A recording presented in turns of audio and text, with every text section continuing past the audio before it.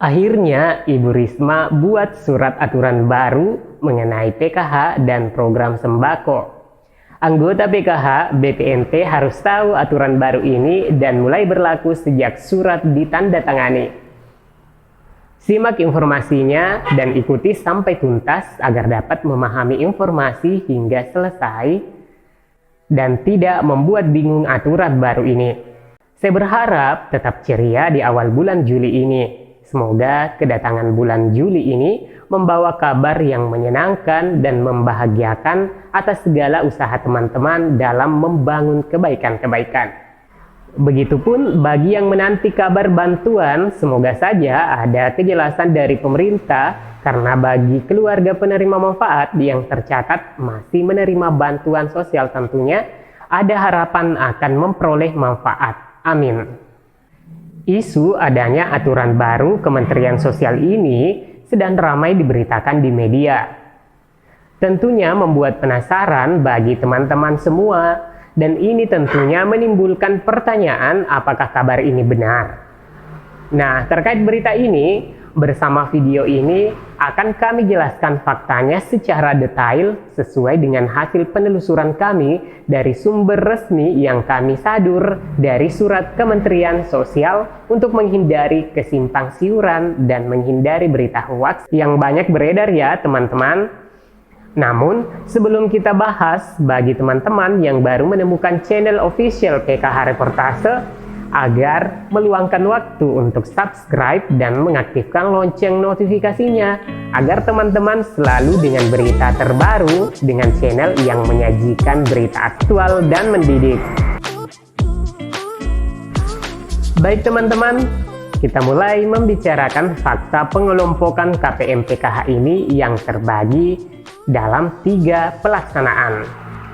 Sobat YouTube, surat Kementerian Sosial dalam bentuk keputusan terbaru ini kami mencoba untuk sosialisasikan agar teman-teman KPM PKH dan BPNT tahu aturan baru ini yang sangat berhubungan dengan pengaturan pengelompokan KPM PKH.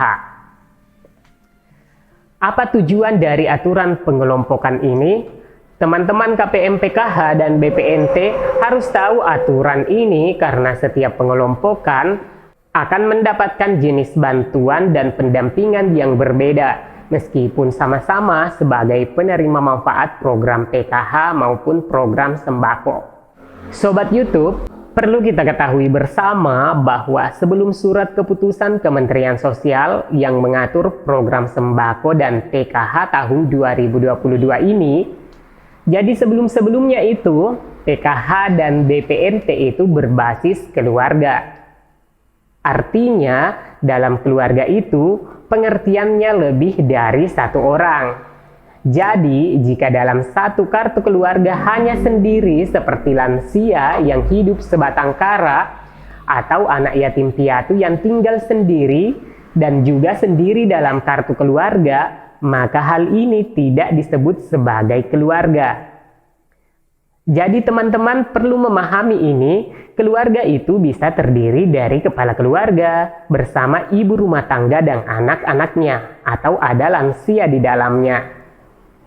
Jadi contoh keluarga lengkap, ada ibu, bapak, dan anak-anaknya yang hidup serumah dan satu kartu keluarga. Namun, definisi keluarga itu adalah melebihi 1 orang, bisa suami dan istri saja, ibu dan anaknya saja, atau kepala keluarga tinggal bersama orang tuanya yang lansia, dan contoh-contoh yang lainnya. Baik Sobat YouTube, setelah mengerti istilah keluarga, ada diistilahkan lansia tunggal, disabilitas tunggal, anak yatim piatu tunggal. Artinya, dalam rumah ataupun dalam kartu keluarganya hanya 1 orang saja. Selanjutnya, apakah keterkaitan PKH dan BPNT mengenai definisi keluarga ini? Kita akan sedikit mengulas kilas balik kedua program ini. Jadi teman-teman harus mengetahui bahwa PKH dan BPNT bertujuan untuk membantu keluarga miskin maupun rentan.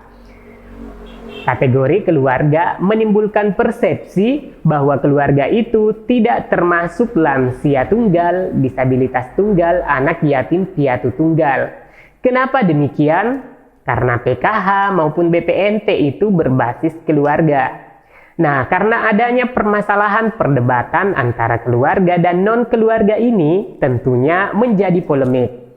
Toh yang lansia tunggal maupun disabilitas tunggal, apalagi dengan anak yatim piatu yang hidup sendiri, jika memang membutuhkan bantuan karena kehidupan ekonominya yang memprihatinkan, tentunya membutuhkan bantuan dan uluran baik dari pemerintah, lembaga swadaya masyarakat maupun pemerhati sosial.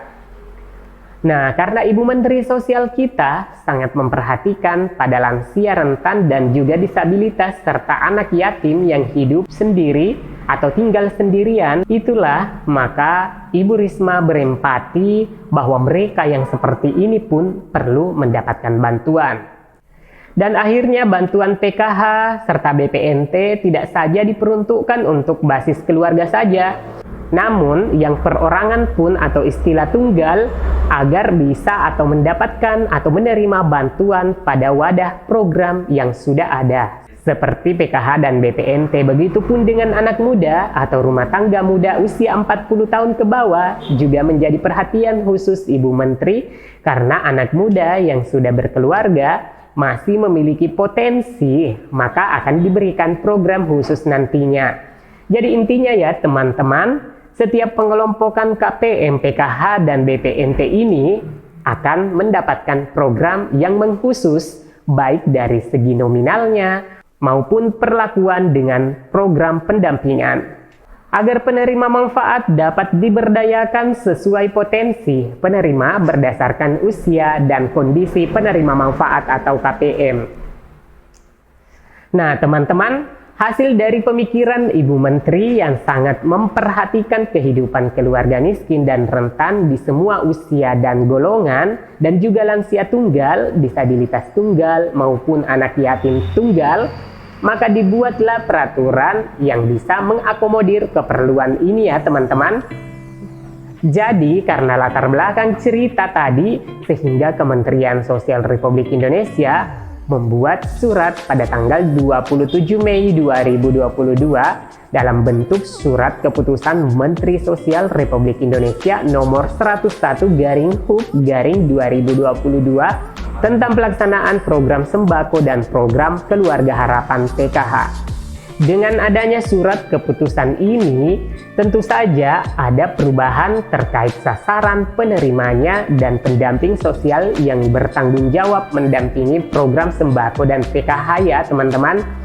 Jadi, program keluarga harapan jika dulunya dilaksanakan dengan basis atau pendekatan keluarga, maka dengan terbitnya peraturan terbaru ini, pendekatan program sembako dan PKH dilaksanakan kepada perseorangan dan keluarga. Dan pengelompokan program sembako dan PKH dibagi menjadi 3 kelompok. Pertama, lansia 60 tahun ke atas, penyandang disabilitas, dan anak tidak dalam keluarga. Yang kedua, kelompok yang terdiri dari kepala keluarga rentang usia antara 40 sampai dengan 60 tahun dan keluarga yang di dalamnya ada lansia atau disabilitas. Jadi di sini yang termasuk kepala keluarga yaitu suami. Jika suami meninggal, maka kepala keluarga beralih ke istri. Dan kelompok ketiga yaitu keluarga rentang usia 40 tahun ke bawah. Dari ketiga pengelompokan penerima PKH dan BPNT ini, masing-masing pengelompokan ada perbedaan-perbedaan pendekatan programnya ya teman-teman. Meskipun ketiga kelompok ini sebagai penerima PKH dan BPNT. Nah, untuk kelompok pertama tadi, ada lansia tunggal, disabilitas tunggal, maupun anak yatim. Kemungkinan diberikan berupa bantuan dalam bentuk makanan jadi yang nilainya mencapai 900.000 per bulan. Karena hal ini tujuannya agar bantuan bisa optimal lantaran kondisi KPM lansia biasanya tidak lagi bisa beraktivitas normal dan hanya bisa di tempat tidur saja. Maka tentu pendekatannya berbeda dan pemberdayaan diberikan agar penerima manfaat ini tidak merasa sendiri dan masih merasa berguna di tengah masyarakat. Nah, untuk kelompok kedua yang terdiri kepala keluarga rentang usia antara 40 sampai 60 tahun dan keluarga yang di dalamnya ada lansia ataupun disabilitas. Jadi, kelompok ini seperti PKH reguler atau umum seperti yang diberlakukan aturan PKH selama ini.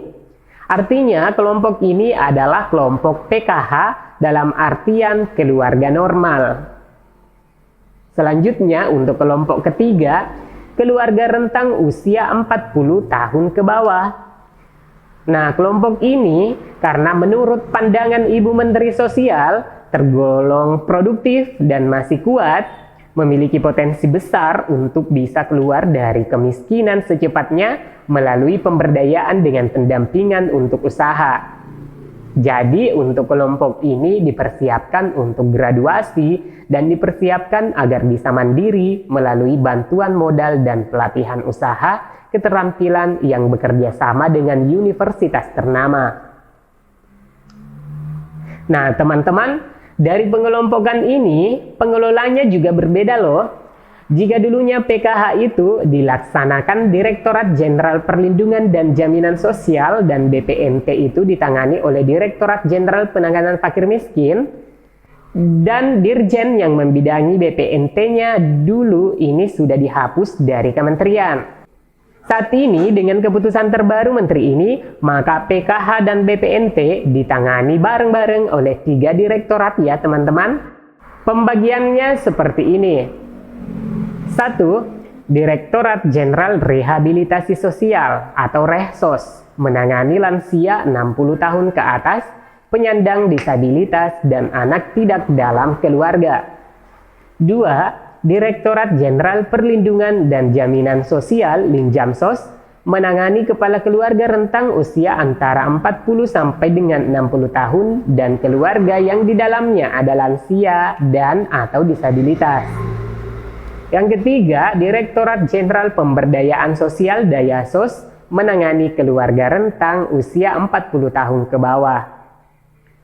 Dari masing-masing direktorat jenderal tersebut, terdapat pelaksana yang bertanggung jawab mendampingi program sembako dan PKH, antara lain 1. Pendamping Resos untuk penerima PKH dan BPNT untuk lansia tunggal, disabilitas tunggal, dan anak yatim. 2. Pendamping Linjamsos yang menangani keluarga normal kepala keluarga rentang usia antara 40 sampai dengan 60 tahun dan keluarga yang di dalamnya ada lansia dan atau disabilitas. Dan yang ketiga, pendamping Dayasos atau pendamping pemberdayaan sosial menangani keluarga rentang usia 40 tahun ke bawah. Jadi, ke depan sudah tidak ada lagi pendamping PKH, namun akan menjadi pendamping Rehsos, pendamping Linjamsos, ataupun pendamping Dayasos. Dan aturan ini mulai berlaku sejak surat ini ditandatangani pada tanggal 27 Mei 2022 dalam bentuk Keputusan Menteri Sosial Republik Indonesia nomor 101/HUK/2022. Baik Sobat YouTube, agak panjang penjelasannya ya.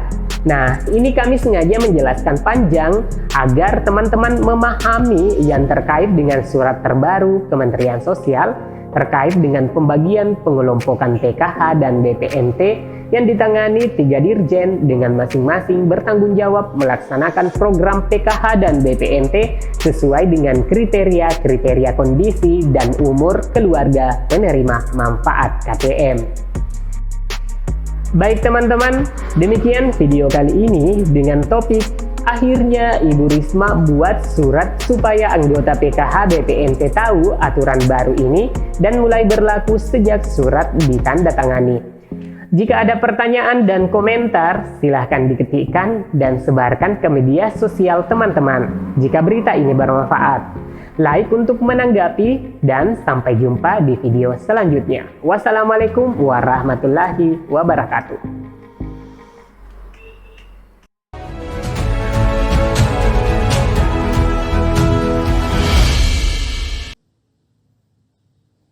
Kalau itu apa usahanya? Keripik.